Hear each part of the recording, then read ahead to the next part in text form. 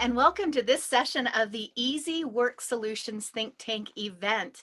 I am Julie Brainlady Anderson, and I am here with Cathy Norris to talk about emotional resilience for leaders and how to prevent burnout for yourself and for your team. But before we get into the interview, I want to tell you, I'm going to read Cathy's bio and tell you a little bit about her background, and then we'll ask her some juicy questions. So, Cathy Norris is an emotional well-being consultant, a leadership coach, a national speaker, and a corporate trainer who helps business leaders build their own and their employees' emotional resilience so they can weather any storm. After working over 20 years with leaders across 4 continents from AT&T to Walmart as a consultant and a corporate trainer, Cathy has become the CEO and founder of Sensational Leadership, where she now helps company leaders move through their emotions productively, I should say, to prevent mental health declines such as anxiety and burnout. She has coached leaders to prevent emotional derailments and improve positivity in their work environments by 50 to 100%. She also helps organizations increase their employees' morale, productivity, adaptability, and with her 5 steps to emotional resilience and with resilient connection groups and through her website, emotionalwellbeingatwork.com. Cathy, this is going to be so fun. I can't wait to dig into what you have to share with us today. So let's just start with, what are some of the problems that you are seeing in the workplace with your clients in relation to this topic of emotion and mental health? Thanks, Julie. I'm so excited to have this conversation with you. And I've been dealing with many emotions in companies over the pandemic period, but right now the main emotion, biggest reason companies are talking to me is about anxiety. It's the biggest thing that managers are concerned about. And there are so many reasons for anxiety right now. I mean, we think we're through the pandemic, but there's still so much anxiety. And actually, now everybody's getting back to work and companies and the economy are growing. So companies are getting busier. There's higher customer demand now. People are getting overworked, and there's still the uncertainty about the workplace or working from home. People have been in such a long haul of the changes. And then there's even perhaps trauma, or at least sadness or grief. All the changes we've gone through, we've all lost things. We've been socially isolated. We're still just dipping our toes back in. There's so much going on. So managers are seeing anxiety, just this low-level anxiety that everybody's going through. And I mean, I admit I am too. That's the biggest thing that they're coming to me for.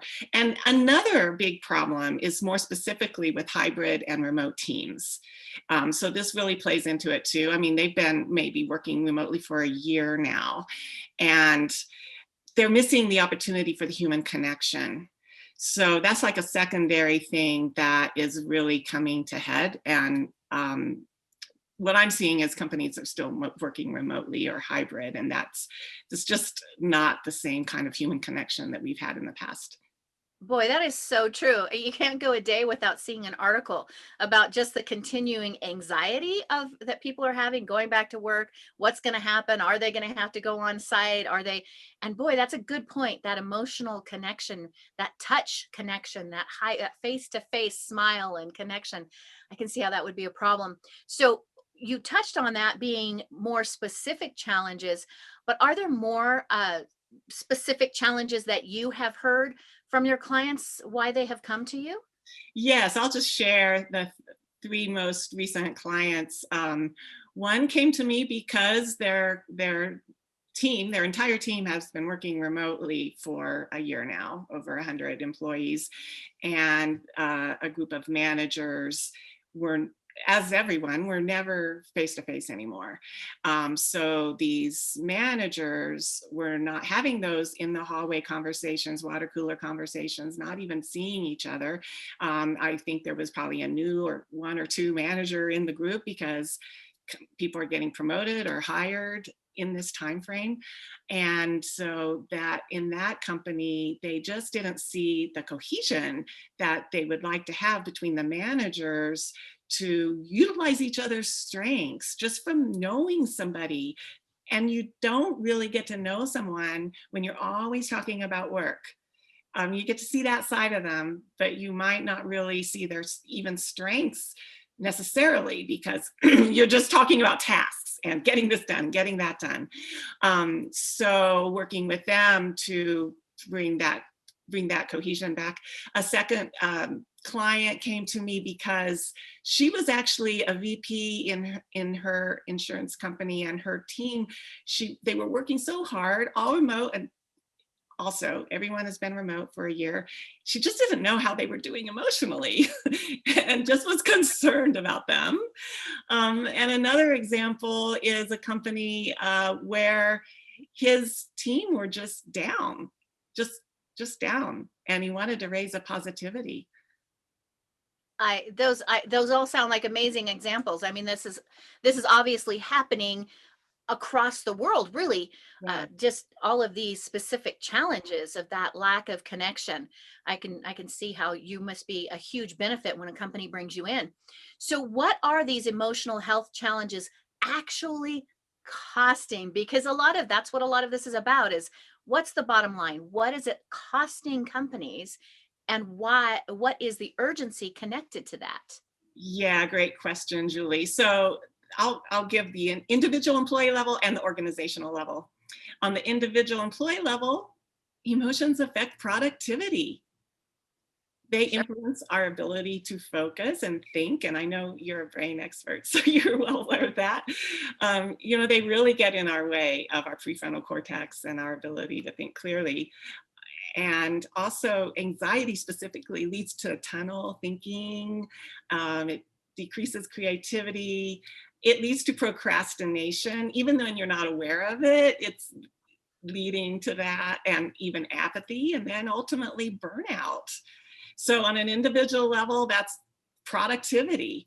But on an organizational level, and I'm going to share some statistics that have recently come out, DDI's 2021 global survey found that 60% of leaders indicated they feel used up at the end of every workday.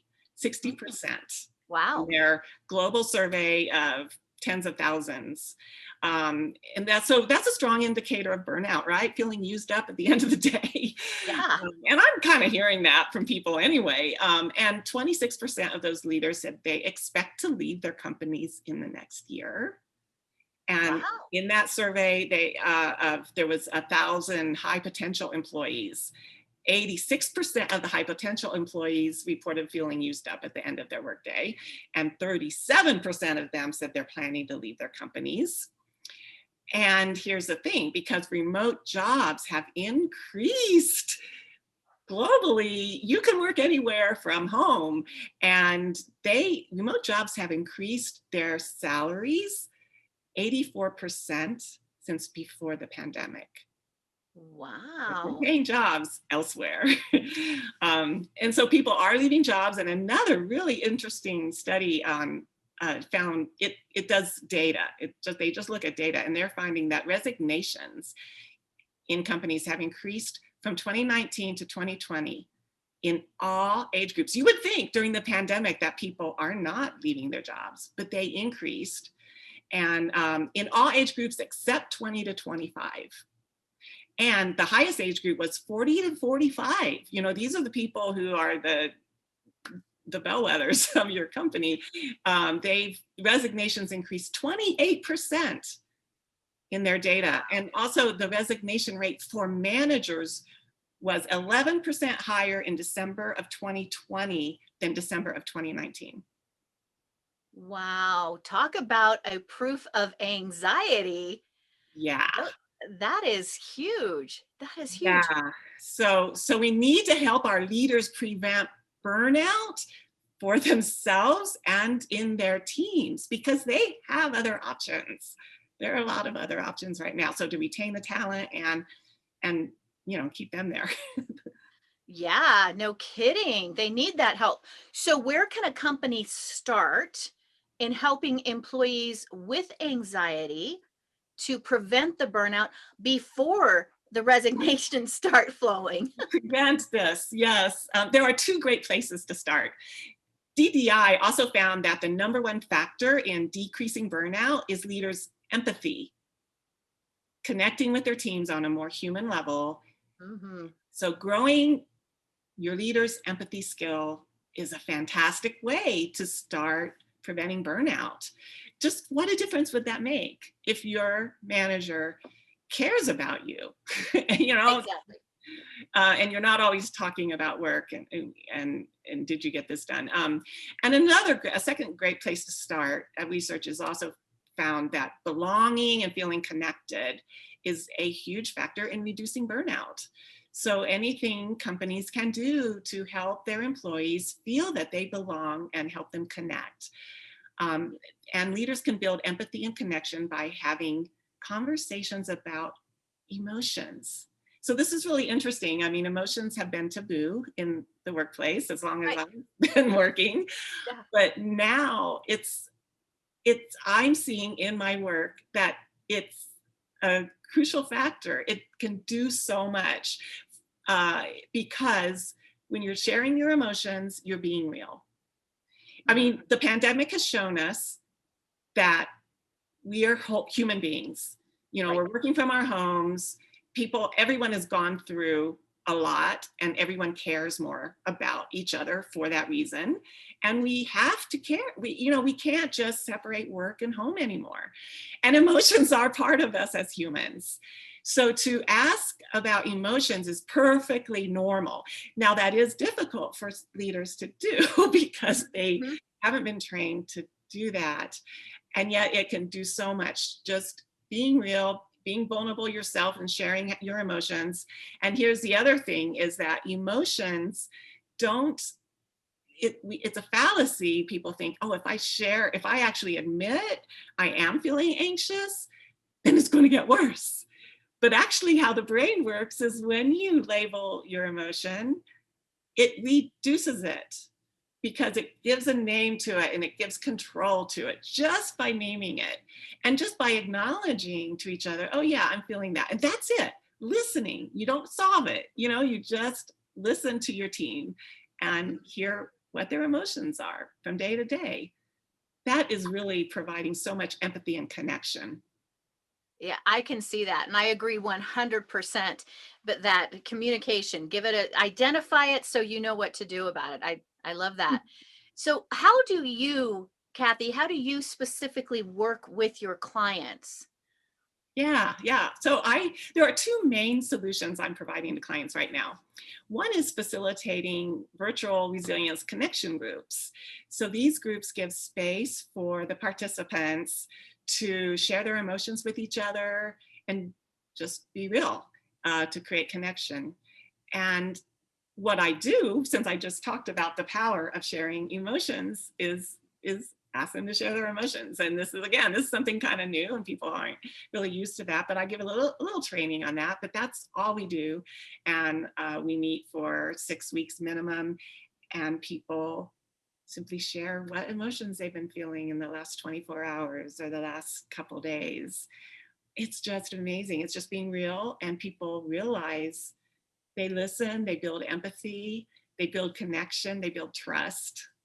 Um, and I'll just give you an example of a recent client I worked with where the the managers were sharing with each other their emotions weekly. I asked them, how has this changed for you at the end of our sessions? And one of them said, well, actually, now I'm asking my new hires how they're doing emotionally. you know, Right from the beginning. yeah, from the beginning and in every meeting, checking in and how are you doing? Because she was used to doing that now. And she saw the value and the connection it created. And another person said, well, now I'm thinking twice before I send an email to my team. I'm thinking about how how might they take this? Just putting Mm. herself in their shoes for a minute. So that is amazing, just from the practice of doing that with each other. I Um, yeah, love that. yeah. Yeah. So the second main way I'm working with companies is I'm providing an emotional resilience program. And this program teaches managers and teams how to be aware of and manage their emotions, how to reduce stress, and how to choose new emotions in uncertainty. So I'll give an example from this program. One client, someone on his team, an account manager, this is a staffing company, and well, staffing companies have a tough job. They have to fill, they have to find usually the lower paid employees to go to a job site. And this account manager, some employees weren't showing up, so his client was understandably very angry, making the account manager very defensive and very angry himself and very hurt and just, oh, this is terrible. This, of course, he's mad at me.